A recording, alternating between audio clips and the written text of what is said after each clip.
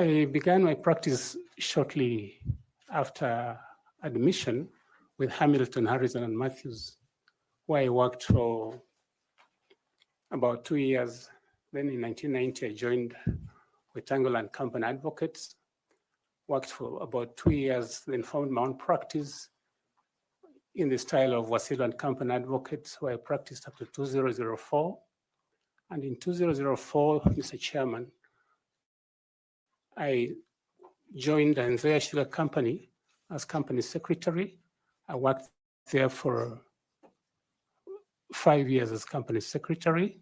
And in 2009, I became the managing director, where in which position I served 2 terms from 2009 up to 2015, when my second 3-year contract expired.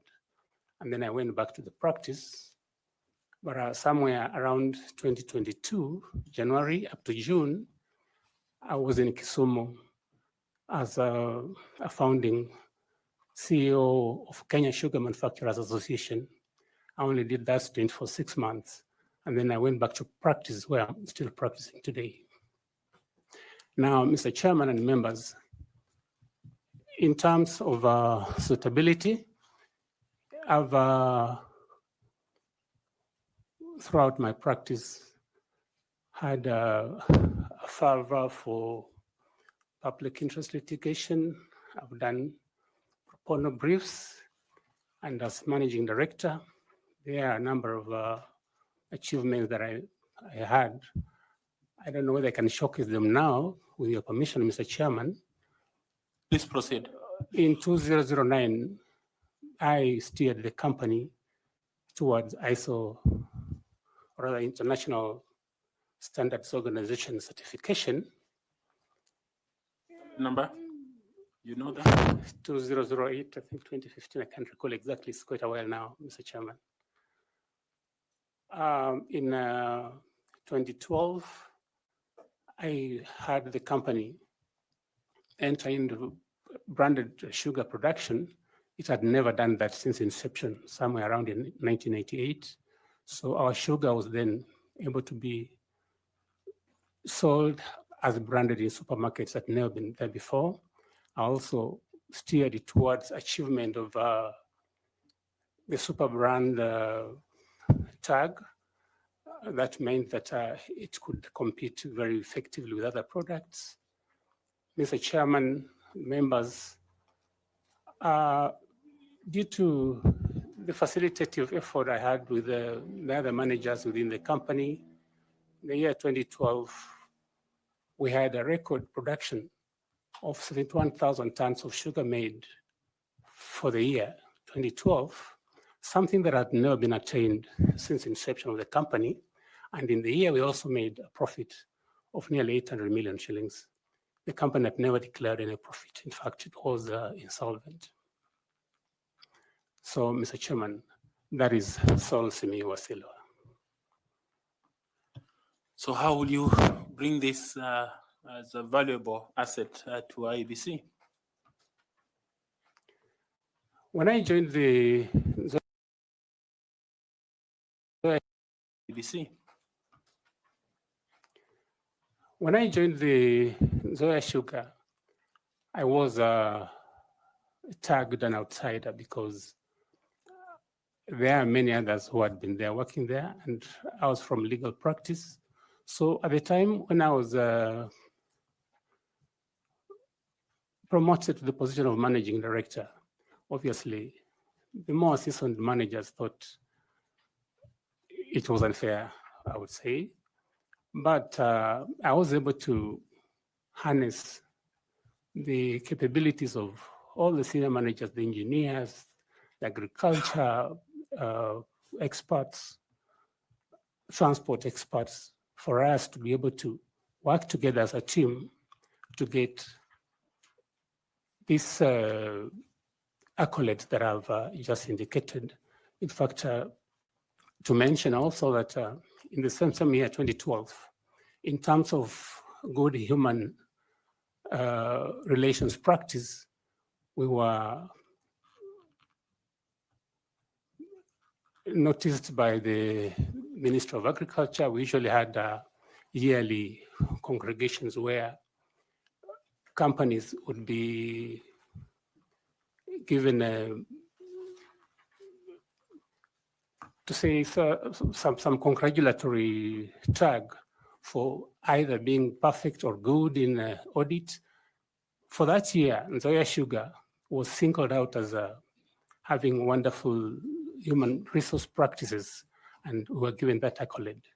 So to be able to attain high production, a production that had never been attained by the company before, it required skills to steer managers you have hardly worked with for a long time, to be able to see your vision and agree that you can work together for the betterment of the company.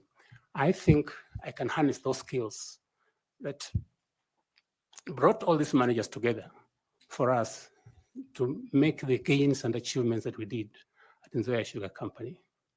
Thank you, Mr. Chairman and members.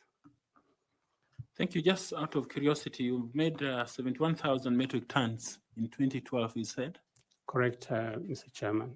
So was this out of the existing cane, or it was cane poaching? Because I noticed that this is the same time that Mumias was going down. Mr. Chairman, something else perhaps I didn't point out, there was never any cane poaching by Nzoia Sugar. If anything, the cane that was poached during that period was ours. And through, again, my collaborative efforts with the managers in agriculture, we managed to develop a lot of cane, and we had excess. In fact, we were giving out cane to Mumias Sugar, Botali Sugar Company, and West Kenya because of the excess cane that we had developed during my period. And even up to the time I left in 2015, we had sufficient cane for milling. Congratulations. I want to ask Linda to ask you some questions. Madam Linda, please. Thank you, Chairman. Now, Mr. Simiyu, I've heard you say that while at Nzoia Sugar, you had to harness some skills that were important to help you in executing your mandate. Now, are you able to tell this panel which skills are those that you harnessed while at Nzoia Sugar? And that which could help you execute your mandate as a chairperson of IEBC. Thank you, Mr. Chairman and members. The ability to identify these specialized skills each officer has, the ability to sit them down and be able to exploit whatever each one of us was able to bring to the table. Much as there was a little bit of misgiving, like I said, I was a kind of an outsider coming from the legal profession, and indeed the whispers were that a lawyer can't run a huge manufacturing concern. My ability to harness their different skills, my ability to identify that all of us can do, and alone you can't do much. That is what I intend to bring to the IEBC. And I know that IEBC has a large pool of well-qualified persons. There must be lawyers, there must be finance specialists, with whom, if the approach is right, the approach that recognizes the value of each and every one of us, the value that we need to work together, that together we are better than one, then we shall be able to steer through some of the problems that have beset the IEBC. And what competencies do you believe are essential for the chairperson to be able to execute his mandate? Thank you, Mr. Chairman and members. IEBC has a large pool of stakeholders. We have the main one, political parties that certainly must be recognized. They are the political leaders, they are the other stakeholders that we have to deal with them in terms of supplies, the media. And unless you are able to give them sufficient recognition, unless you are able to understand that all of us are fighting one common cause, and unless we are transparent in the manner in which we execute this mandate, together with knowledge spilling over to all the stakeholders in equal measure, then we stand the chance of perhaps being accused of being favoring particular sides, favoring particular political dispensations. That should not happen. What we need to do is to move forward together with all the stakeholders, bring them together, and have one vision together as we move towards ensuring that we have an election that is credible. So, in your career journey, do you have any particular instance where pressure was put upon yourself in execution of your mandate in whatever capacity that tested your leadership skills and you came out strongly? If there is, could you like to share that with this panel? Somewhere around 2011 or 2010, I can't recall exactly. I was in Nairobi on official duty, and I was told that there had been a breakdown in the powerhouse of Nzoia Sugar Company. That was a major breakdown because the factory had to stop.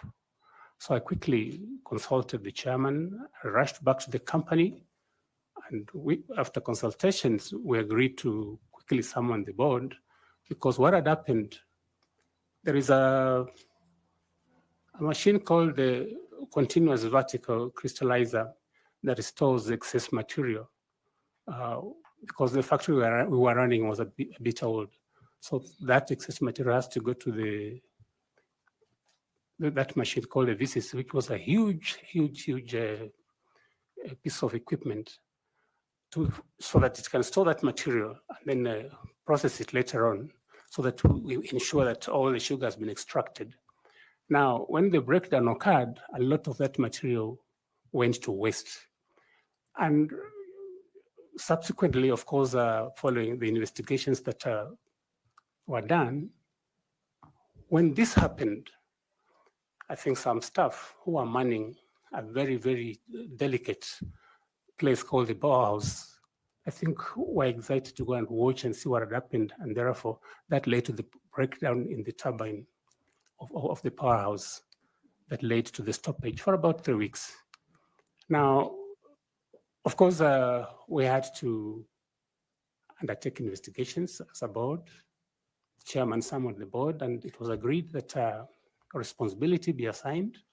I think after the investigations, some officers were censored and I think dismissed.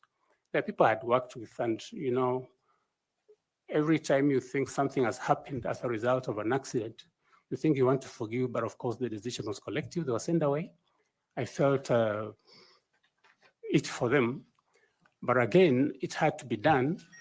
And of course, the board was able to convince the ministry to allow us to draw funds, which were in excess of 150 million, to import other machinery from India and fix the breakdown in the powerhouse, which was done, and that cost a stoppage of about 19 days. In government circles, I think that was quite some tremendous loss. But I was able to, with the help of the board, steer through the crisis. We resumed operation after about 19 days. And yes, some people went away. It was sad for them to go away for something that really was not deliberate. But that's something that I thought was fairly challenging for me. Thank you, Mr. Chairman. Thank you, Mr. Simiyu. Thank you, Chairman.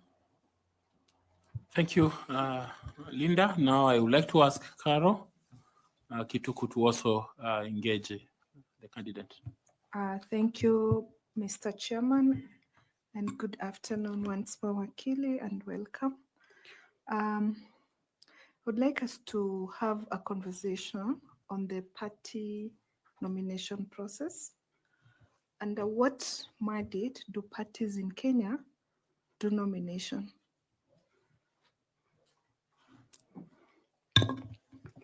Yes, parties do.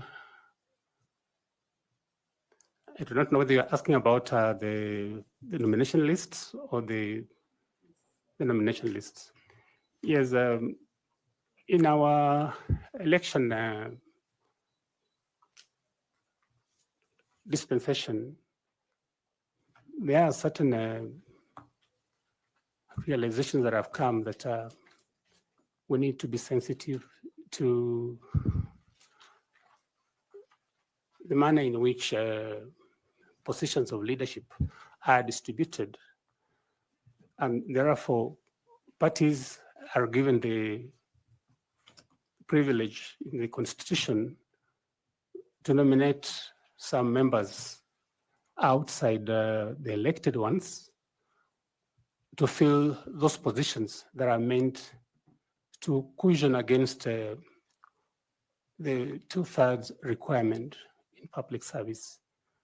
Now for Parliament, for instance, there are the 12 nomination positions, and which are, I think the parties are given to present those nomination lists prior to the election. And depending on how the party fares in the election, the distribution of the nomination seats will be in accordance with how they are fared proportionally. That also applies to distribution of the nomination seats in the county assemblies under Article 177. And of course, that nomination mandate also has to take care of the requirement that the marginalized groups have to be considered, women have to be considered, the disabled and the youth. The law deemed it important that the party provide their nomination list, or what they call the party list, way before the declaration of results, or before the voting and the polling and the results. Why do you think this was necessary? Given our history, our electoral history? The process of election is fairly sensitive. You find a situation where we do not easily accept results of the engagement we have in our political affairs. So the requirement that this list be submitted in advance, in my view, are meant to ensure that any disputes that may arise, because obviously the issue about determining who is able differently, the issue of determining issues of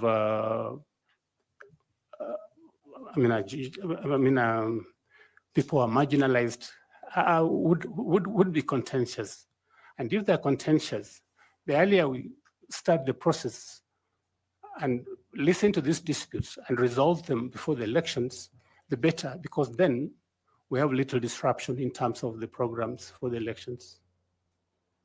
Okay, so there have been allegations in the time past that most of the political parties tamper with the party list as was made before the elections. So why do you think that is so, particularly for the special seats?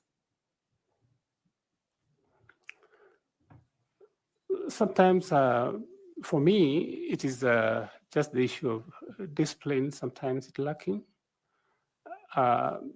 the feeling that so and so perhaps is a better friend who would give more and more votes, and therefore I do not think there is any real reason why they should tamper, except for perhaps just some self-interest, that I didn't cater for a friend, we didn't cater for this particular region. Those are excuses that can be used, because the moment they sit to determine these party lists, I believe sufficient consideration would have gone into, but sometimes I think we're not sincere about ourselves, about the decisions we've made, because of maybe other ulterior considerations that come subsequent to the decision to nominate. Yeah. So, are there any legal reasons or grounds that exist that actually mandate parties to change their allocation for the special seats? Are there scenarios that can enable parties to do that within the legal framework? In my view, they can. For instance, if any of the persons who have been earmarked for that nomination, and perhaps from the manner in which the list has been presented is the one likely to maybe land the seat of the marginalized or women or youths, he dies. If that happens, then obviously that is a reason that would be a good reason for seeking to change the list of the nominees.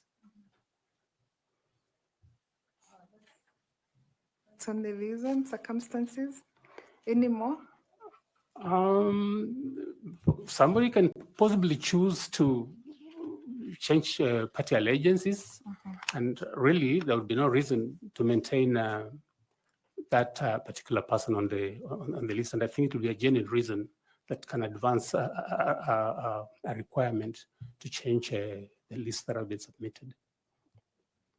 So let's move on to another area, which is technology. You know, the future, we are told, is IT. Technology is the future. So if you become the chairperson of the IEBC, should you be successful, which areas of the electoral system do you see amenable to technology outside the already existing areas that technology has taken into account? Any other area you think can be benefited from use of technology? I want to insist on moderation on the technology that has been used. But before I do that, Mr. Chairman, with your permission, if I could just quote something that came out of the regular report, where Justice Grigla commented that the sooner the political elite realized that the cycle of violence, the cycle of unresolved election disputes will not leave us until unmitigated efforts are taken to plant some sense of integrity in our system are taken. That was after the 2007 elections. That if no serious concerted measures are taken, then moving forward, the cycle of violence, the cycle of rigging, vote stuffing would continue.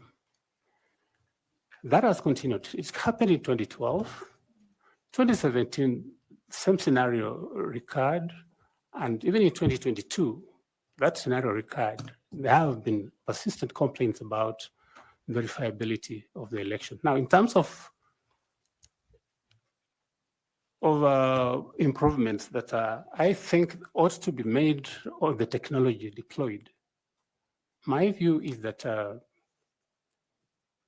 I would insist from the technology team that exists within IEBC, or if it doesn't exist, if the brand of people we think ought to do it don't exist, pull them out from the many the many companies that are able to provide this technology, so that as we prepare for the elections, we virtualize every one of the 1,450 wards and dedicate a machine for each ward, and all of them ought to be based at the tallying center,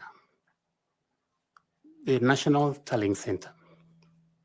Now, in every polling station, whatever reports are coming out will be wired directly to the National Tallying Center in the machine that is dedicated for that particular ward.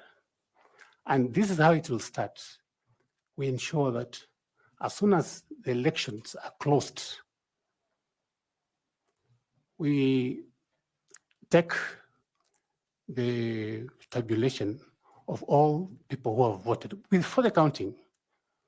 And in every polling station, those figures are through a special gadget sent to the National Tallying Center in the computer that is dedicated to that particular ward.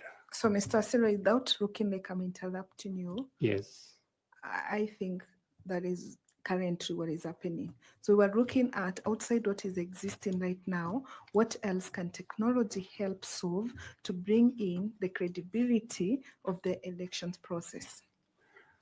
Through the chair, I plead that I be listened to on this one, because we've not in the past insisted that we take the tally of all the people who have voted as soon as voting closes. What usually happens is that we take the list. I mean, the people who have been counted. What I'm starting with is that as soon as voting closes, we know the number of people who have cast their votes. Whether they're spoiled, whether they're good votes, we take that whole number and wire it to the computer that is dedicated to that particular ward. After that, once the counting has been done, we take the number of those who have been counted in that polling station again, and they're wired to the same polling, the same virtual computer for that particular ward, so that all the 1450 wards, all the 1450 virtual computers will receive results from the specific wards they're representing. After that, once the counting is done, then the counted votes, an image is taken also and wired to the dedicated portals. And then the technology that will be best suited for this is satellite technology, where we would avoid a lot of failures like has happened with Safaricom and others, where particularly in remote areas, it's difficult to get that information wired to the tallying center. If we use satellite communication, and I think Starlight is one case in focus here, then once we have received that information, what the chairman has and the commissioners have is that apart from the votes that have been counted, there is one other standard that they can use in terms of verification, that standard of votes that were cast in each of the polling stations. I hope I'm clear. Yeah, thank you very much, and I wish you the best. Thank you, Chairman. Thank you. We now invite Dr. Koki Muli to also ask you some questions.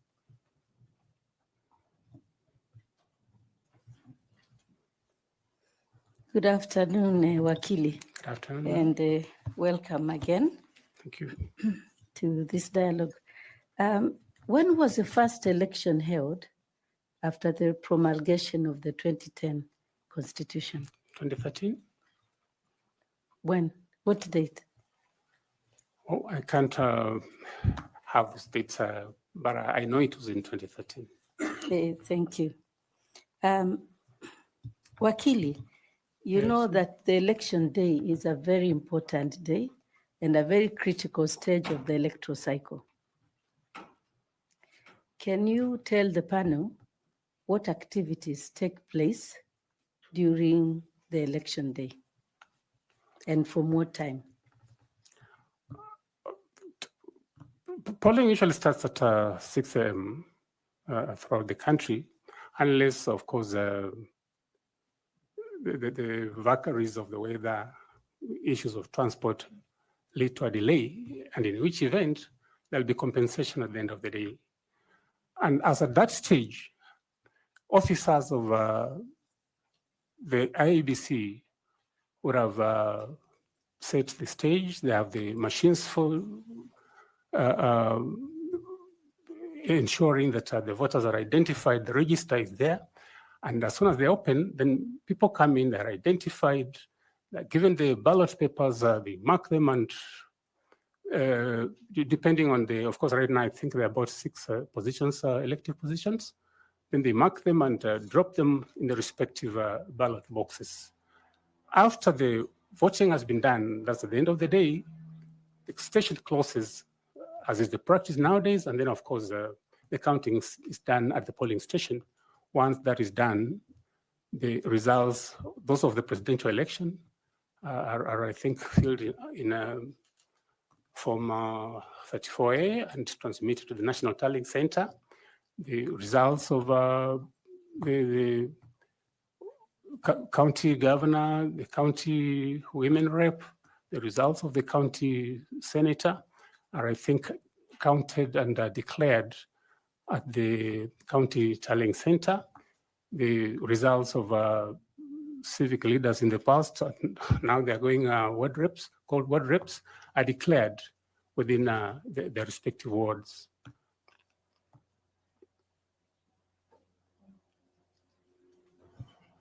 Okay. Is there any announcement of results at the polling station? Results are not, so to speak, really, once voting has been done, there, of course, party officials, they have their representatives. Once the returning officer has finished the counting, the officers will have to sign them. And therefore, at that stage, the results for each candidate are announced as at that stage, including what has been tallied for the presidential vote. I think they're announced at that stage before they're transmitted to the respective quarters. Thank you very much. Would you like to tell the panel and those Kenyans watching you, which are those respective quarters where the results, the different results of the 6 elections are transmitted to? There is the constituency tallying center where the results of the area member of parliament are supposed to be taken, tallied, and declared. The results of the ward representatives are similarly taken to the county tallying center and are declared. The results of the governor and the senator are also declared at the county tallying center, but the presidential results are declared at the national tallying center. But after all parties that are represented in the election, that's the agents have signed and certified that indeed that's the record of what was counted. Where are the results of the women rep taken? Don't take this as my inability to appreciate that they are a major component of our life and our elections. They are also declared at the county tallying center. Sorry, I just overlooked that, not deliberately. No worries, that's okay, Wakili. During the election day, there are specific duties assigned to the chair of the commission and the members of the commission. Since you wish to become the chair of the IEBC, so if you are successful, what functions or what role would you be playing on the election day? My view is that On the election day, the chairman has, together with the commissioners, sit together at the National Tallying Center to receive the results. They may not count them personally or physically, but through staff. Once the results have been counted, it is for them to have a conference and agree that these are the correct results, and then authorize the chairman to announce the results. But of course, we also know that the chairman has power. From the recent decisions, I think the decision in the 2022 election petition, because usually you would find disagreements, and disagreeing is normal. Maybe going out there to vilify each other is where the problem could be, but inside your own caucus, where you are sitting to make a decision, you can disagree and then by a majority decide that this is the direction we're going to go. But the ultimate announcement ought to be made by the chairman of the IEBC. So besides announcing the results of the elections, as you say, and after receiving them, what else? The entire day, from morning to evening of the election day? Obviously, the results are, like in the past, keep trickling in, but my suggestion was that, like I was suggesting, if we can have them wired to dedicated virtual machines for each of the 1450 wards, it will be faster. But as I said, during the day, I think results keep trickling in. There will be disputes. There will be issues about just monitoring what's happening. And I think giving information to the stakeholders, because the moment you don't give information and perhaps there are delays here and there, then I think that brews the suspicion that brings about problems. But they must be engaged to consult with whoever wants to consult with them as the results are being tabulated and aggregated, and give periodic broadcasts of what is happening. And when, for instance, they expect to give a final tally of the results. Thank you. Just two more small questions. You keep on saying that results are relayed from 1450 wards. Are those where the election is conducted or where the election are tallied? What is the 1450 and which results are those that come from there? The 1450, Mr. Chairman, 1450 are the wards in this country. They count throughout the Republic of Kenya. For what results are coming from the 1450? There are both results for the ward representatives, women rep, the member of parliament, presidential vote, senator, all the elective positions. Thank you very much. Lastly, what do you think, how long do you think when you become the chairperson of the IEBC, how long do you think is reasonable to have the declaration of all the election results in Kenya after elections? How many hours do you think we should declare? Because you said that the polling station closed around 5 p.m. If they are counting between 700 and 1,000 votes, they should be finished within, let's say, at worst, maybe 7 or 8 p.m. So from that period, how many hours do you think it should take with all the technology we have, with everything that IEBC is aspiring to be, and with the transformation that you have told us here you will do when you become the chair, if you're successful? What should we expect from you to announce? What time should we expect the announcement of results to be? Thank you for that question. Let me start by saying this, that the problem in the past has been that we take a long time to announce results. And this is basically because sometimes we are relying on technology that will fail because we're using one dedicated line to transmit all results to the tallying center. There'll be jams along the way.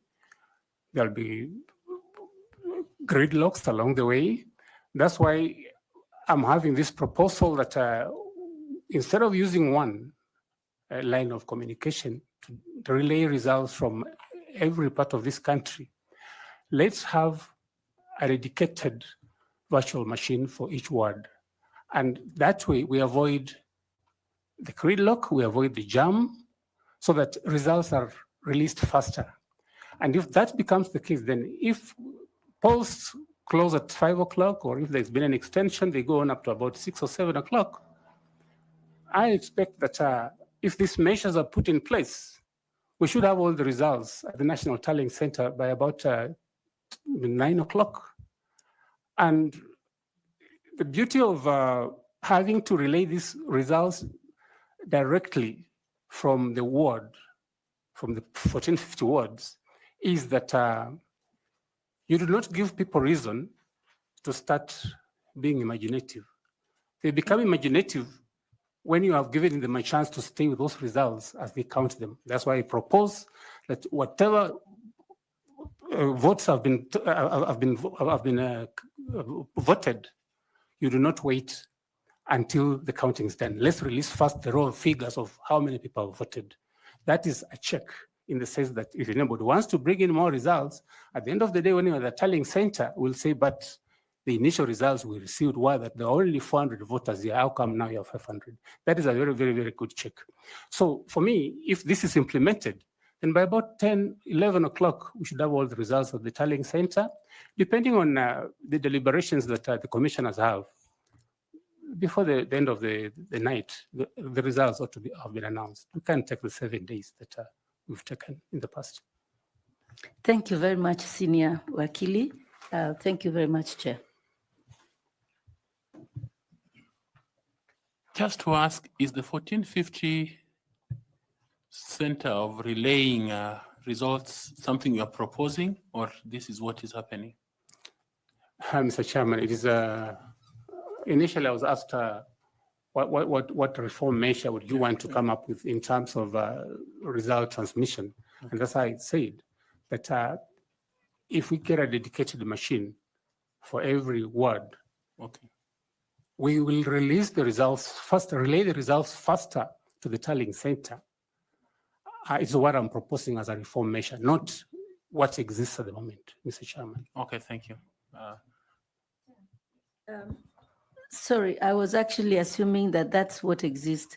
If you don't mind, what exists at the moment? That's the first question I was asking you, actually.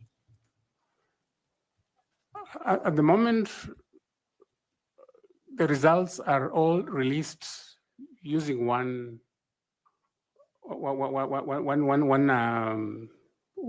dedicated line. They are not results from each ward being released to a dedicated machine for that particular ward. And therefore, more delays come, like happens now. We're using one dedicated line and there's a gridlock and there's a jam. So it takes a long time to have one person get through to relay his results. That's what is happening at the moment. Okay, thank you. I want to ask FCP Tanui to ask you some questions. Bwana Wasilwa, Yes, sir. when you are introducing yourself, you said, what are you currently engaged in? I'm practicing advocate. In which law firm? The firm is called BS Advocates at the moment. Do you have a practicing license for 2025? We have applied. We're waiting for it to be submitted. We have up to 31st of March to get the certificate, and I believe I'll have it because we've applied. So as of now, you're practicing without one? Well, like I said, Mr. Chairman, usually at the end of the year, the financial year, we have to get an accountant certificate. Once you get the certificate, then you put together all your papers and send them to the Law Society. And we have a grace period up to 31st March to get the practicing certificate. Okay. I've also seen that you're a member of Chartered Institute of certified secretaries, actually, Institute of Certified Secretaries. Yes. And the status is that you have outstanding dues and insufficient CPDs. Yes, Mr. Chairman, that is true. I do not practice as a certified public secretary for a long time, and as a human being, sometimes you could easily have something delayed. In fact, I've been in communication with them. I have fees of 12,500, which I ought to pay, and I'm going to pay so that I make my record clear. Why I'm aware of asking, that. why I'm specific on that one is that you are a company secretary for Nzoia before you become the MD, isn't it? Yes, I was. And that is what led you to who you are in terms of your career growth. And you would be of, how would I put it? That should be it's what built you. It's what made you the CEO. You are the CS. And for purposes of governance and corporate governance, that is a profession of governance that you are exhibiting while you are the managing director. I did not exhibit that. I never at any time had any lapse in terms of delay in paying. I was up to date throughout the period. I was company secretary and managing director. Okay. Now, related. Just before you move on, Okay. I needed to clarify about his practicing license from for his advocacy role. I didn't understand what he said. About 31st or something? 31st what do you mean? Chairman, what I was saying was that at the end of the financial year, 31st December, that is when you get the accountant certificate. The accountant has to go through your books and confirm that you've kept your books well, the client's accounts are properly kept. That's one of the mandatory documents that must be submitted to the Law Society when you apply for a practicing certificate. And we usually have a grace period of up to 31st March to pay and obtain that certificate. Okay, Caro? Thank you, Chairman. Mr. Wasilwa, I hear you saying that you have applied for the practicing certificate. Do you have that evidence, the receipt for payment? I haven't carried that, but Okay. given time, I'll provide. The Advocates Act stipulates that a practicing certificate is valid for 1 year. And it's very clear, it's valid from the 1st of January to the 31st of December. And the grace period normally it is not that long. When did you apply for the practicing certificate? Must have been early this month, and I'm sure I'll have it before 31st of March. Okay. I'll provide it even to this committee if necessary. The grace period is up to 31st March, Mr. Chairman. Okay, Council Member Linda, please. Allow me to comment, Chair. Mr. Simiyu, that is not the position. You know, all the lawyers in this room know that the grace period is up to January 31st. You ought to have applied for your PC before January 31st. That is the only time you have for grace period. Anything thereafter, if you have not applied for your PC before January 31st, it means you're practicing without a license. Well, once you've paid, I believe, you've asked that I provide the payment receipt, then you are good to go. And I believe I'll have, I don't know what Madam says about 31st January, but I know that even in the past, it is something worth checking, but the period has been up to 31st of March. What that means, Mr. Simiyu, is that if you apply in March, you will not get a practicing certificate from January. You will get a practicing certificate from the time which you apply, and it will be dated the month of March. That legally means that the whole of January, the whole of February, you are practicing without a PC, which is irregular? Well, sometimes we make these inquiries and we're told that once you've paid for it, you're good to go. And this is what we've done in the practice. Sorry, I think it may be something that we need to check again, but that's what we've done, how we've practiced. But you have your practicing license for 2024. Yes, Mr. Chairman. It's even one of the documents that I carried. I attached on the affidavit that had been filed by somebody. I have the certificate. Okay, can we proceed? I can proceed. Yeah. So why I raise that issue is corporate governance is a very important issue, and more so if you want to chair such a commission like the IEBC. And I was keen on your certification as a corporate secretary or company secretary, having been one yourself. Now, one of the key features or one of the instruments of good corporate governance is an audit committee.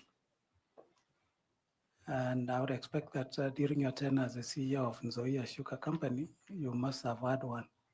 But now it's a legal requirement under the PFM Act that all commissions, including IEBC or IEBC included, should establish an audit committee. Why was it necessary to legislate the establishment of audit committees, more so in bodies like Constitutional Commission? I think, Mr. Chairman, issues of financial impropriety are have been rampant. I think they're cited even in this commission. I think audits are flagging certain issues that need to be addressed. And the Public Finance Management Act also provides strict requirements in terms of the responsibility placed on public officers, so that once the coming into place of an audit committee is really meant to help the institution in terms of fidelity to propriety in financial management. And I think that may be the reason why it was made necessary that institutions have audit committees. We had an audit committee in Nzoia when I worked there. So is it something that as a chair, or what value will it be to you as a chair of IEBC if confirmed? The audit committee gives you internal assurance that things are running well, because the committee is supposed to be independent in the manner in which it operates. They don't report to the CEO, like in this case, the secretary to the board, for obvious reasons that maybe he's the one who is being audited. They have some dotted line where they report directly to the board. And if there are any issues that are going on under the table that maybe the CEO may not want to disclose, those would be disclosed in the audit committee, and I think can be sorted out before they're escalated out to the National Audit Office. I think it is very useful for the commission to have that audit committee, because then it raises the red flags, and the early warnings come from the internal auditor, who will say that if we continue like this, there's bound to be a problem. I think it is a very necessary committee for operations of this institution. Thank you. And my last question is that you will be joining, if confirmed or if appointed, you'll be joining a commission where you as a chair and the other 6 commissioners will be new. There is already an existing secretariat in place and technical officers. So how will you, as a chair, be able to work together with the new commissioners, at the same time ensure that the secretariat that are there are able to support you in the process without having any issue of infights, conflicts, and create cohesion and harmony within the commission?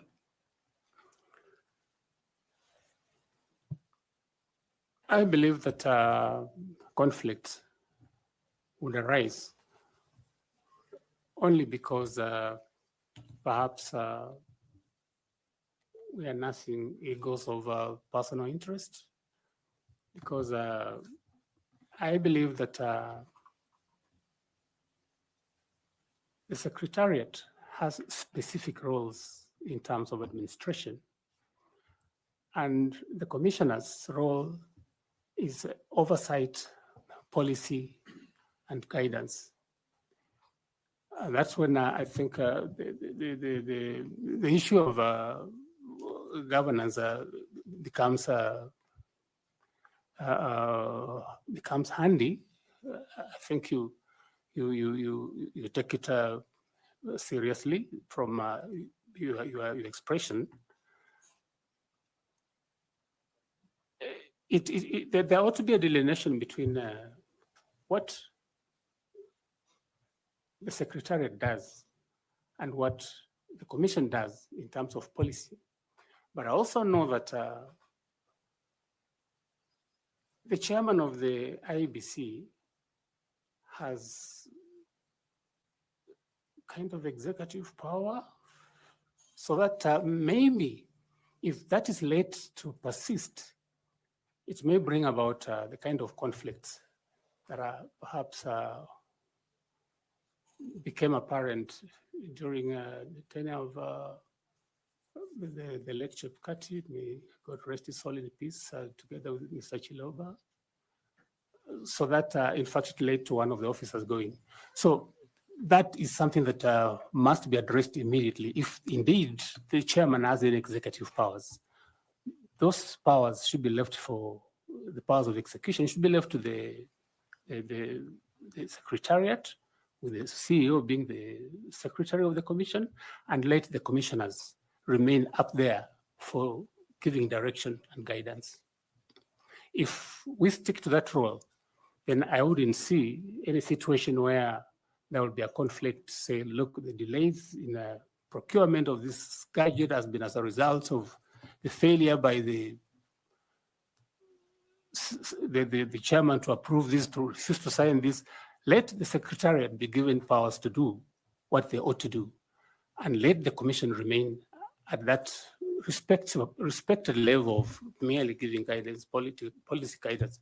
If there is any aberration that is noted on the part of the Secretariat, I think the committee, the Commission has powers to take appropriate action, but it should not delve into actual work of administration.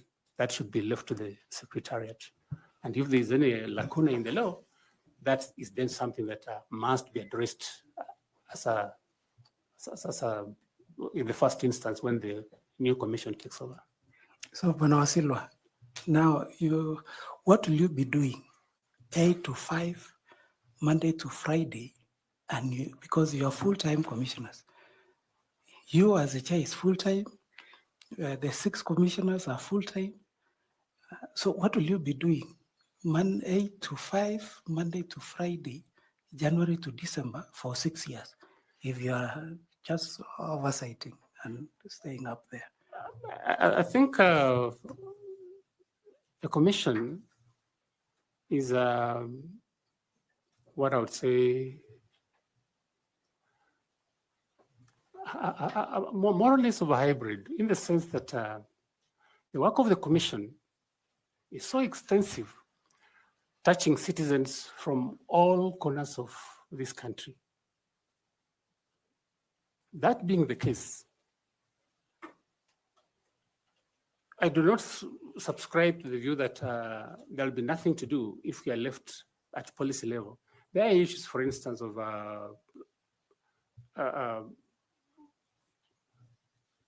reviewing what management has done and the secretariat has done in committees. And I know that most of the work of the IEBC is done through specialized committees. I believe there's an audit committee, the legal committee.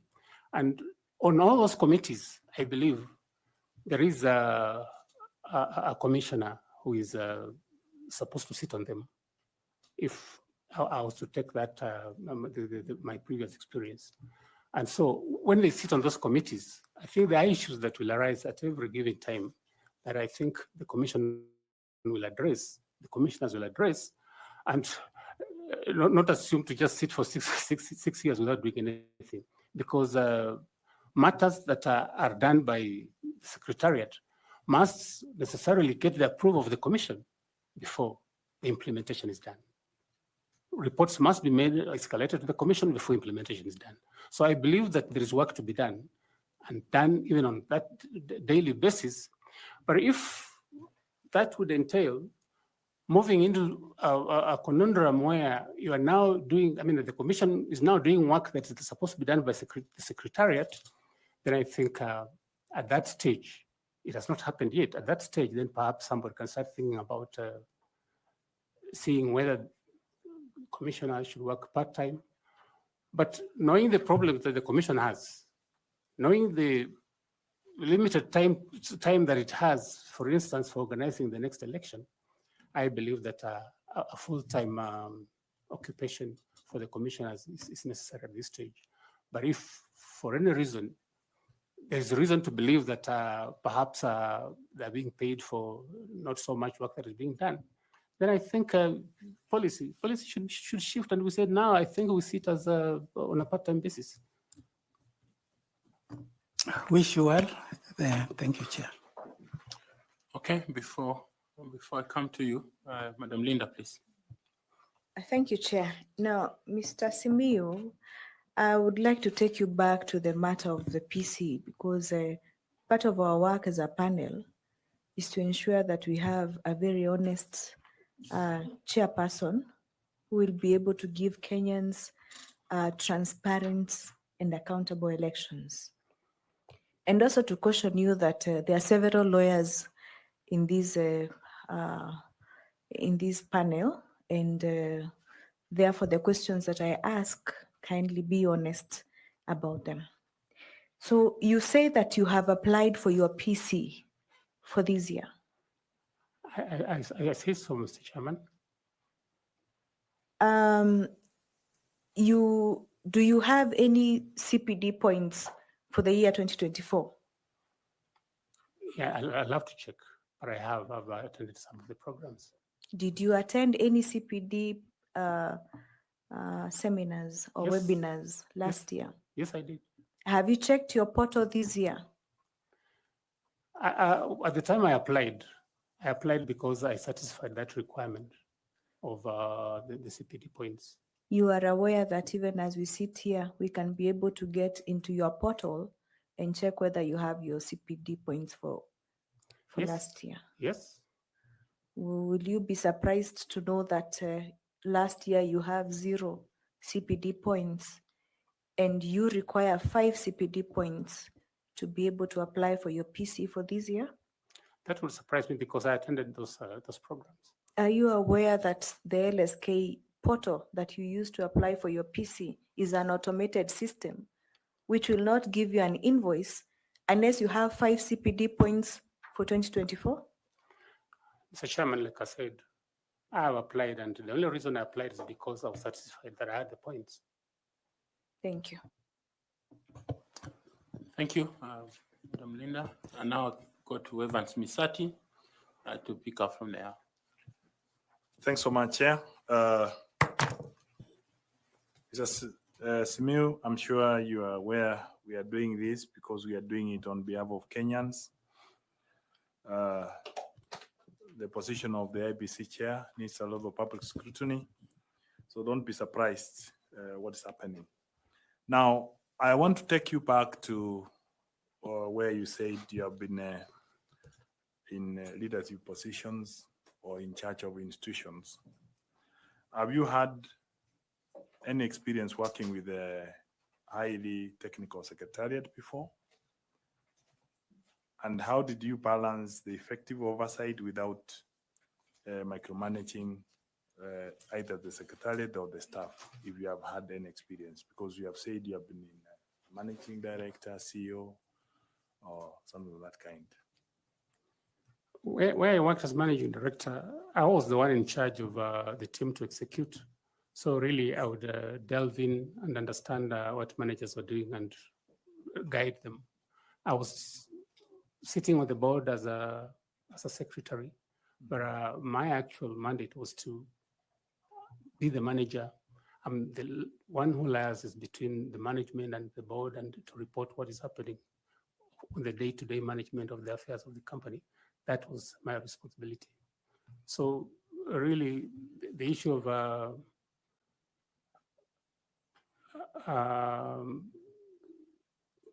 conflict would not arise at that stage because I was the one that was responsible for the management of the company.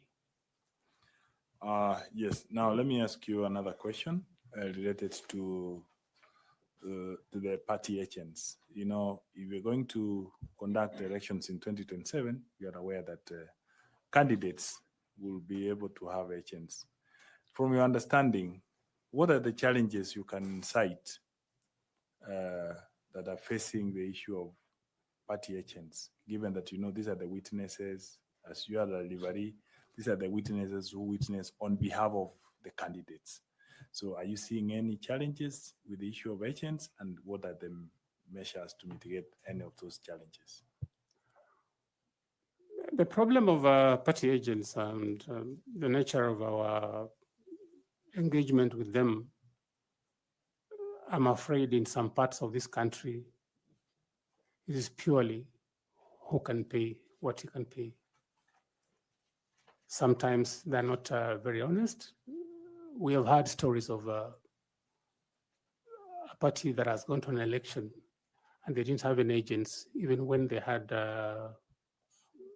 accredited agents to the IEBC. So it is all a question of what we want our elections to give us. It is all about the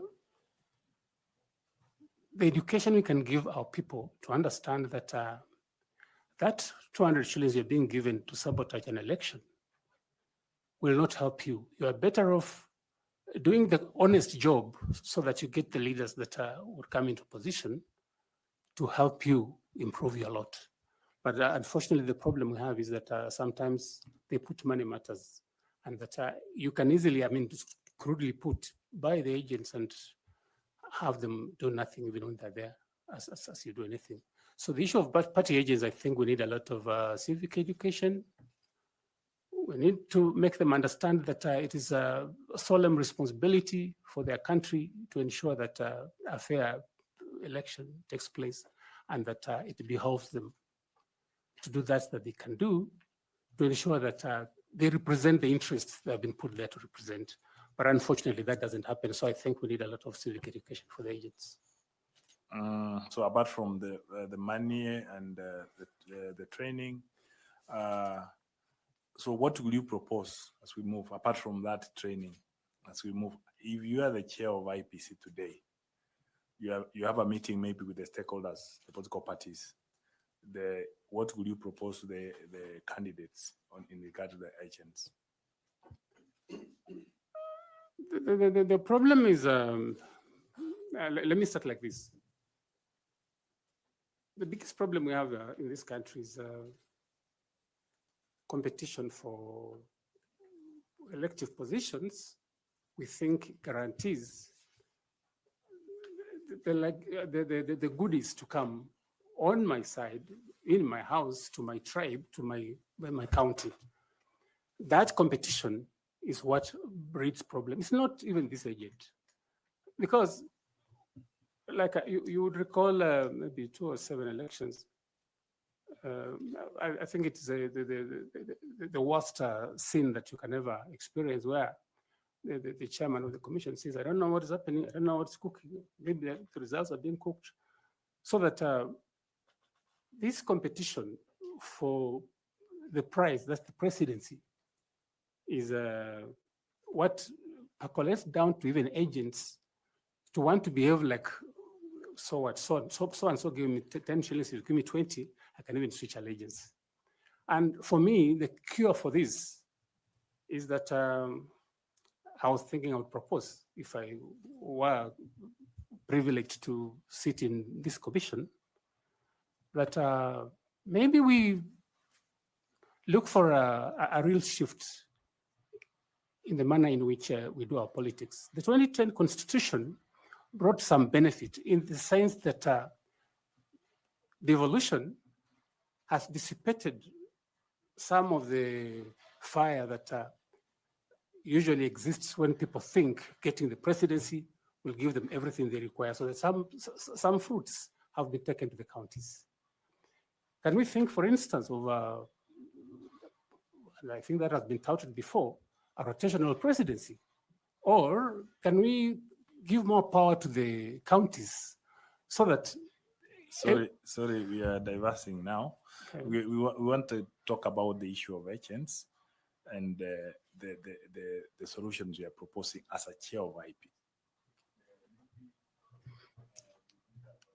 Way of looking at it, maybe in terms of improving the systems of voting, or and other things. Maybe if we can have IT, electronic systems, so which does not need the agents, the manual. So let me go to my last question. Can you comment on that? You want to comment on Just that? to clarify what I was saying, Yes. that if the mindset can't be changed and you're choosing to work on the agents to make them look like saints when all other players are doing things their own way, we will not get anywhere. That's what I was trying to say. I'm sorry. Now, assuming you find favor with this panel and you are the chair of IEBC, what would be your priority action or things to do before the 2027 general elections? Just mention a few. There's the issue of boundary delineation. I think that's the number one priority. The issue of the by-elections that are pending. People have been disenfranchised because of there not being this commission in place. But also, as our first step, I think we need, as a new team, to understand what our responsibilities are. You won't just move in and start going to Isebania to try and work on the boundaries. We'll need to get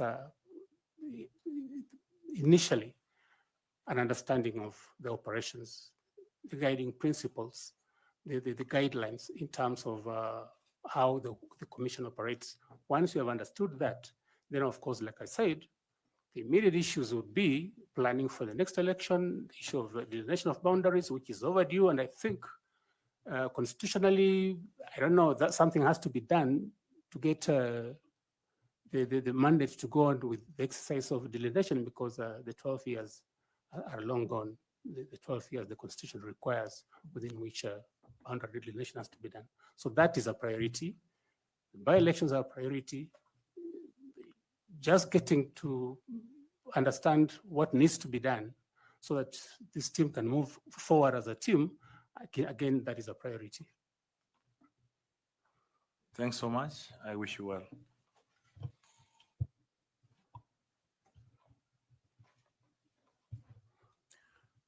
Mr. Wasilwa, what would be involved in boundaries delimitation, if that was your priority before 2027? I know that since the last exercise was done, I think more than 13 years ago, there has been population growth. And in terms of creating new entities for parliament, new entities for the wards, I think that is what it entails. That we look at the population, the population quota for the entire country, must understand what areas need to get additional boundaries, additional wards, additional constituencies based on the provisions of the Constitution, which require utilization of a figure called quota, which is a proportion of the number of wards or the number of constituencies we have against the entire population of Kenya.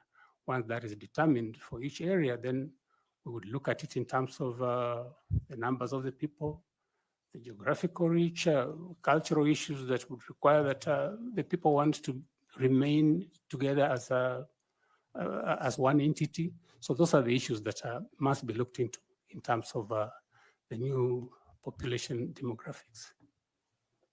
And you think that this can be accomplished before the next elections as a chair?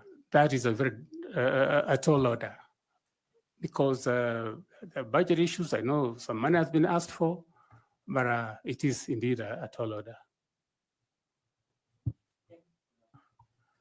Ms. Fatuma? Oh, Koki? No? Ms. Fatuma, please. Take over. Thank you, Chair. Mr. Simiyu, Yes. generally, stakeholder engagement is expected to bring to fruition trust, buy-in, risk management, and so many other positive tenets.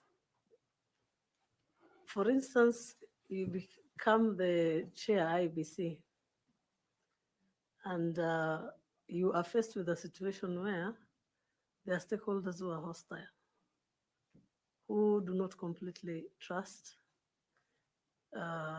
what you're doing, or just have a negative attitude towards working with you, working with the Commission generally. What would you do in such circumstances? People who don't want to work. For whatever reason, at times they could be because out of lack of trust, or maybe other vested interests. They just do not buy in and do not support what you're doing. My initial submission was on the best way of creating that trust, where people will know that once an election is done, the system that has been installed is not subject to the tampering. I've indicated we need a dedicated satellite system that will be used. Once they are convinced that a credible result will come. I'm just saying, in this special circumstance, Yes. you find a stakeholder who's hostile. How do you address? For stakeholders, they are stakeholders, and they are stakeholders because rather we are there because of those stakeholders, and you must find a way of talking to them. If you can't talk to them, send a team to talk to them. If you can't have a team to talk to them, let the elders talk to them. But for God's sake, there's no way you are going to avoid any particular segment of the stakeholders, because then they're the ones who are going to explode tomorrow. If they come to the office screaming fire, you are responsible because you are in the office, you must face them. But if you don't think you will face them, because these things are going to occur unless some of these steps that we are talking about are taken, don't try to look for the job, but be there, face them, tell them this is what we're doing. Even if you're doing nothing, that of course, from their perspective, they think you're doing nothing, but at least you must be able to meet them and talk to them, listen to them, and find ways of addressing the issues there. Because of course, they won't be unreasonable to just come and start a fire unless there's really something that they believe in. Like for instance, when they believe somebody's stealing the election and they come and explode. So that constant communication, that constant engagement with them, and the ability to go before them and explain what is happening I think it is important. But if they have come now and they're breathing fire, I believe that you must just find a way of talking to them. You can't run away because that is your responsibility and somebody has to do it. Supposing you are unsuccessful, how do you protect the commission's functions and ensure that you're able to conduct the elections and the outcome is unaffected? If these stakeholders, if you're not successful in convincing a certain portion of the stakeholders. That's what I'm saying, that every time we sit together and try to talk, I think we'll find a solution. I don't think the stakeholders who would come and say, today, I must kill all the commissioners because they failed to do ABCD. Maybe it's because they don't have information. But once you give them information, I'm sure they'll mellow down and I think listen to reason. You can't close down the office. You can't stop the election. You must find a way of going on with the election. But of course, in situations where things become like we are not here talking about the headquarters, perhaps a particular electoral area where they have genuine grievances about something that you think indeed there is a reason for culpability, then I think this the commission has powers to stop an election if there are genuine grievances about their feeling that perhaps fairness will not come out of the election. You can stop the election. Yes, there are certain areas. I remember during the 2022 elections when I think parts of Kakamega elections were postponed for reasons that there was no guarantee that there will be safety. And I think they were held subsequently. So it's possible that you can stop the election for a while until conditions favorable for undertaking the election can be obtained.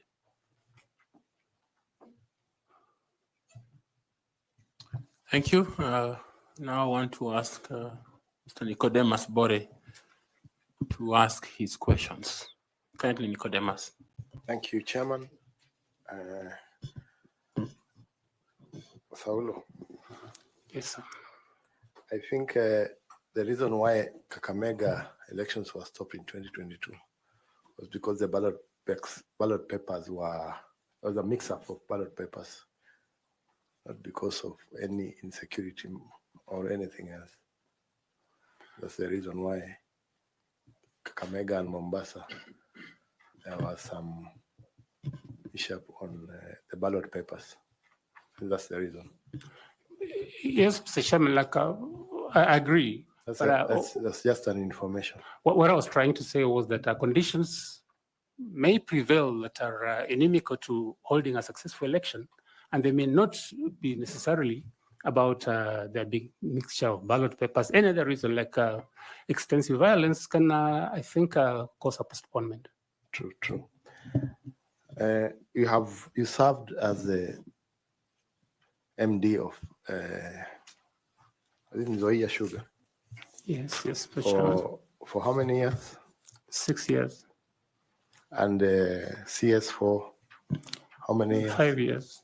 So you served at the management level, the top management, for a period of over 11 years. Correct, Mr. Chairman. At the same time, you were still running the BS and Advocate Company. No, I wasn't running it at that time. In fact, from 2004, I was running as Wasilwa and Company Advocate, and I had relinquished that to somebody else. So when I stopped working, that's when I went to join into the partnership of BS Advocates. Okay. So remember, the sugar sector in Kenya has faced persistent challenges, including financial mismanagement and low productivity of sugar and sugarcane, and the governance issues, and sometimes even farmers' discontent.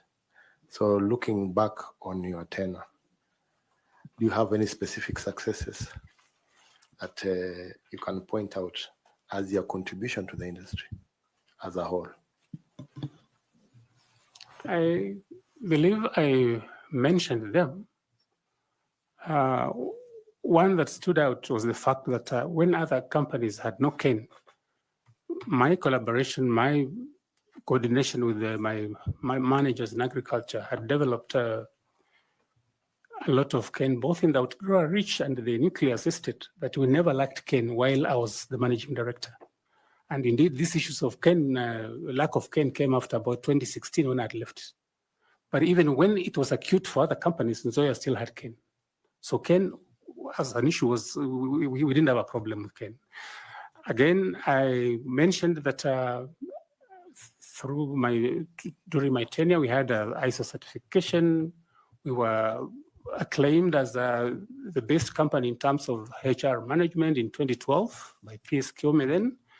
Then, of course, we had a break into a super brand, and I think branded sugar. And of course, the highest production ever since the company was incepted in 1978. And we made a profit for the first time. So those are, I think, the achievements. Maybe for those of people who not understand the ISO certification, can you explain that a bit? ISO is a process you go through over a period of time,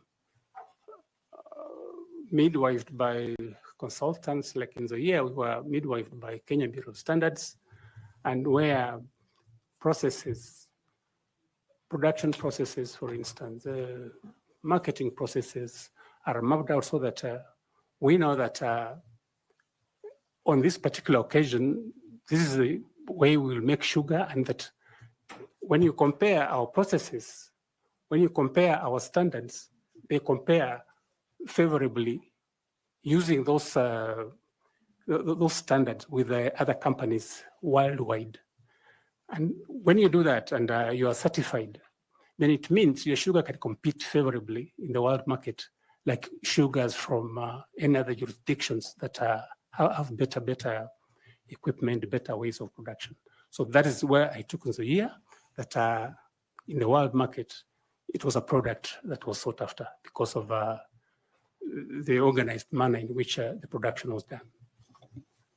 So that means acquiring proper licenses and other documentations.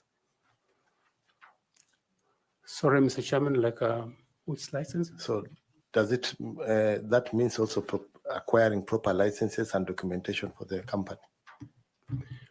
Well, of course, there's the sugar production license that you had to procure, I think, cost $1 million from Kenya Sugar Board. But in terms of ISO, I think what we're looking for is the ability of your product to compete with other products of the same nature. And all we did by getting ISO certified was that we are convincing the world that our sugar is produced in such a clean environment, such a predictable environment, that it's as good as any sugar produced from the more developed sugar production areas. The reason I'm asking this is because of the farm in which you run. From what we have seen and discussed here, you don't seem to have licenses to run your farm, yet you're able to have very good licenses to run Nzoia Sugar Company. I think I've said that in my practice, I've had licenses to practice. That wouldn't, again, compromise the fact of the production ISO certification merely because perhaps during 1 month I was not able to have this and that. I think that should be an isolated issue. But like I said, really, what you are raising cannot water down the fact that I got those achievements while I worked as the managing director. The isolated case seems not to only affect you, it also affected your clients, because we have a memorandum or an affidavit signed, sworn by one Professor Okumu Wafula, who is accusing you of not having a practicing license. Yes, you picked fees for defending him. Is there any information about that? Chairman, I've been asked about 204, and I said I had a license. I've even annexed it on that document. I received the affidavit. It was sent to me by officers of the Secretariat. I did an affidavit in response, which I submitted, and it was acknowledged. And all I can say is that as an advocate, you give advice to a client. It may not be what he wants to hear. And the mere fact that the client doesn't want to hear your advice or to take your advice doesn't mean that you are incompetent. It may be a difference in opinion. It is not proof that you're incompetent. I only gave advice, and perhaps if the chairman allowed me, I would say amplify what's in the affidavit. But all I'm saying is this: that the situation was that he was going to be struck off the case, and the opponent be given rights to administer the estate of the deceased person if we didn't take the action we took. And the man was in the UK. So we took the step after talking to the other beneficiaries in the estate who agreed that instead of having this man take over administration alone, let's include whoever is objecting to be part of the administration of the estate. And that's what I did. I did nothing wrong. I took the advice I thought was in the best interest of my client. So the attached affidavit includes an attachment of from LSK, which indicates that Wasilwa Saul Simiyu, number P105/1780/88, working at BMS Advocates, practicing year 2024, practicing status inactive. That's true, Chairman. That document, I looked at it, but I've annexed the certificate of the practice certificate on my response for that particular year. Thank you, Chairman. Okay, Prof. Please take Chair, even as I start my session, I might request the Secretariat, if at all they have the response from Wasilwa, if they can avail it to us, because the only thing I see in this file relating to a practicing certificate is for the year 2022. So if there's any other practicing certificate of 2024, the Secretariat.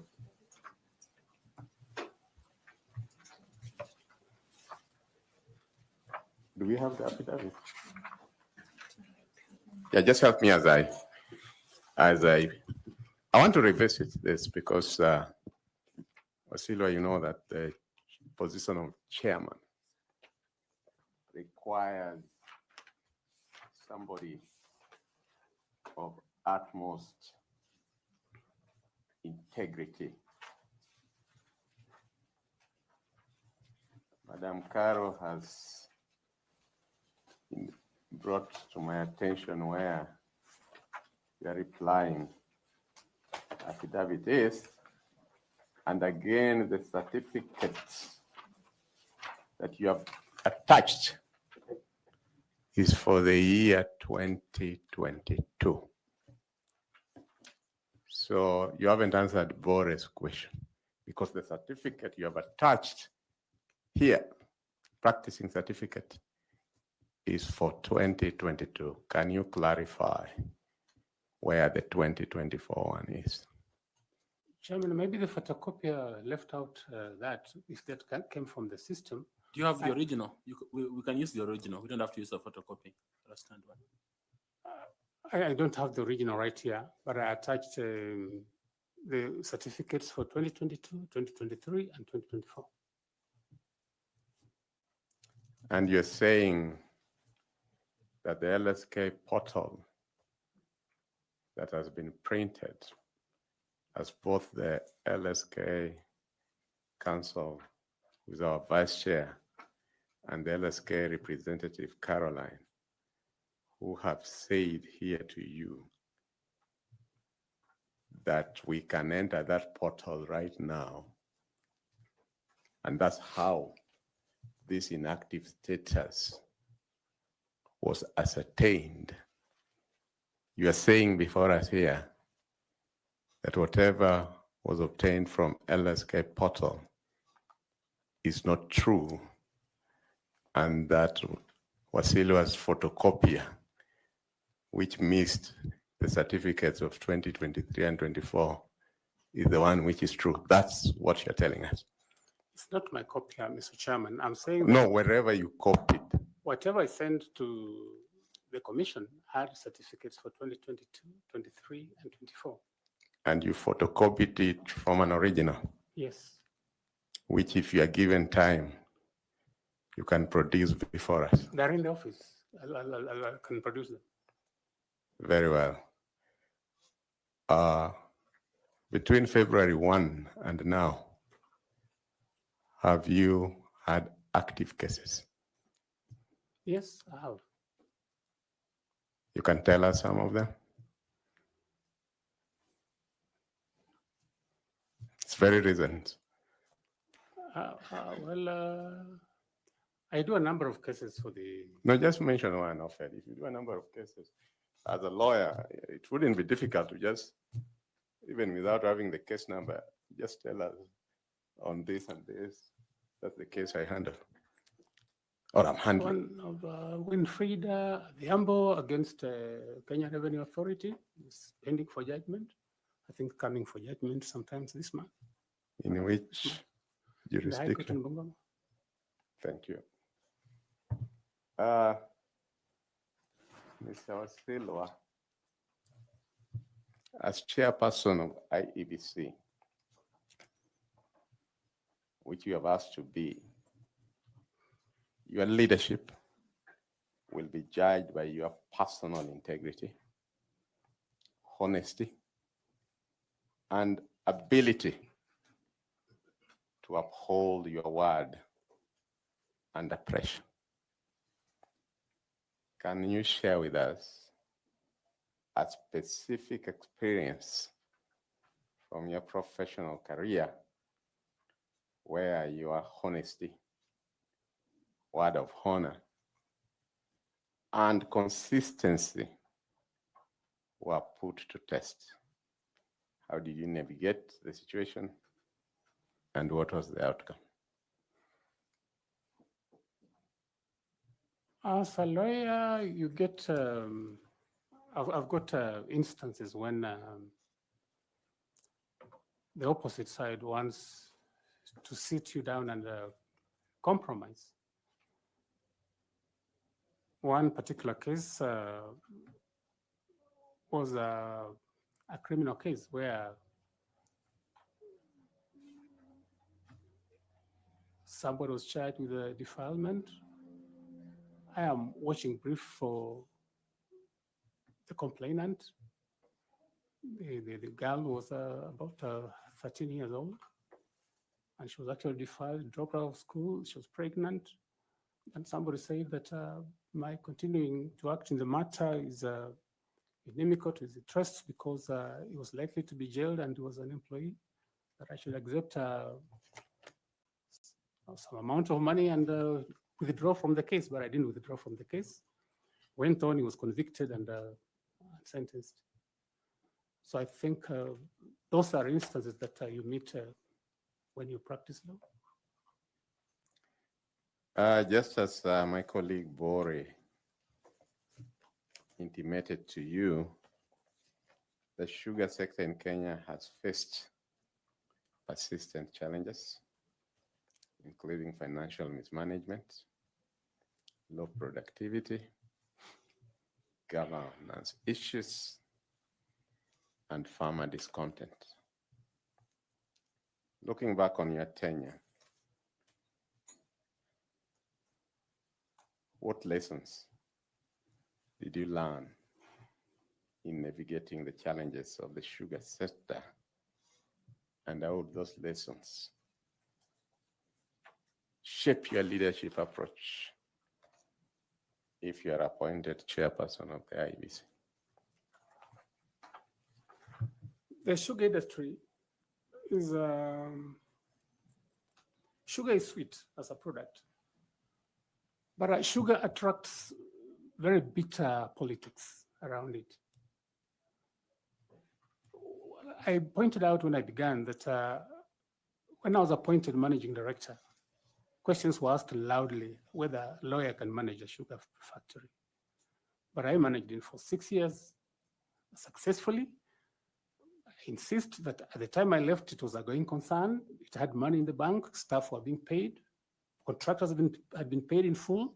I had done annual maintenance, which usually takes anything upwards of 500 million shillings to do from the time I took over until the time I was leaving. So really, I did my best, but amidst the politics around the sugar industry. Sugar is the only product which has sugar barons, like drugs. And so it shows you how vitriolic it can be, how dangerous it can be to work in the sugar industry. But somebody has to do it, and I did it successfully. Thank God that I managed. But all I can assure you is that I managed to circumvent the politics around it because it was so political. I managed to pay farmers, and there were no complaints at the time when I was working as managing director. That record is there. The record of profit making in 2012 and the record production of 71,000 tons is there in the company's books. So really, yeah, I think I have sufficient resilience to withstand political tornadoes and run the institution I did. Thank you very much. Yeah. Thank you. The sworn affidavit that Bora read was claiming about your lack of certificate in 2021 when you got the instructions. Did you have a practicing license for 2021? Chairman, I had. Okay. But the person who was going to court and representing your client was your partner, not yourself. There were two cases. There was one for probate and administration. I think their father had died and they were doing succession. That is the one I handled. Then there was a criminal one where he was complaining that his brother had destroyed his crop of cultivated produce. That one is what was handled by my partner. Okay, so his claims stand that you did not have a practicing license in 2021 because you didn't attach it in your response. The period was he had attached there is 2024, which I'm saying, Mr. Chairman, that I had the certificate. They didn't talk about 2021. If they did, I would have attached it also. Did you read the letter that invited you for the interview? Yes, Mr. Chairman, I did. Did it ask you to bring your original certificates and testimonials? I did. I brought them, Mr. Chairman. And the practicing license is not one of those? No, it wasn't asked, requested for. It's not a testimonial in this case? Well, I thought testimonials are certificates, academic and professional certificates, which I attached. But in terms of what the person alleged, I attached the certificates for 2021, 2022, 23, and 24, because the period in question, according to him, was 2024. Okay. Okay. Prof, you have some two questions, please. Some two questions. Quick one. When Wasilwa, you told us about if you are made chair, you told us one of your priorities will be to ensure that the by-elections that are pending where Kenyans are unrepresented, they should be conducted so that those Kenyans are represented. Name for us, since this is your priority, name for us any 3 constituencies or counties in the Republic of Kenya that are due for by-elections and the reason for the by-election in each. Mr. Chairman, I don't have the ability to remember all of them, but I know that some cabinet secretaries have been appointed who are members of parliament. The case of Mheshimiwa Opiyo Wandayi is one. And I think there are a number of others, several civic seats which I think ought to be presented, but I cannot humanly remember them. Very well. My last question is, which was the last country to join the East African community? Must be DRC. Thank you, Chair. Thank you, Mr. Wasilwa. It's been a great pleasure talking to you, learning from you and hearing from you. We are indeed grateful, as I said in the beginning, that you applied for this position and you were shortlisted for it, and you took your time, noting that you practice in Bungoma, so you must have traveled from Bungoma to be here. We don't take it for granted that you took this effort to want to serve Kenyans. I would like to invite you, just in case you have a question or a comment to make, please do so. Thank you. Thank you, Chairman. Chairman, the members of the panel, members of the Fourth Estate, I'm sure members of the public are here, those watching. Thank you for giving me the privilege of engaging with you. And I wish you Godspeed in finding suitable persons to run our institutions, and particularly this one that is really pivotal. It touches every Kenyan from Lokichogyo to Tanga, to Tanga, whatever, from the coast and northeastern and the Isebani. So it touches every soul, whether they vote, whether they don't vote, they're affected by the actions of the IEBC. Thank you, Mr. Chairman. You're welcome. Remember to pick your certificates. There's a bottle of water before you. You feel free to pick it. And if you have a notebook, you can still carry it with you. We appreciated your presence. Thank you very much. Thank you, Mr. Chairman. Asante. Thank you.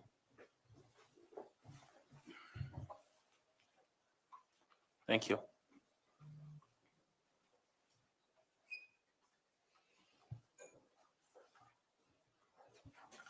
Okay, members of the Fourth Estate, I think we will have a brief one.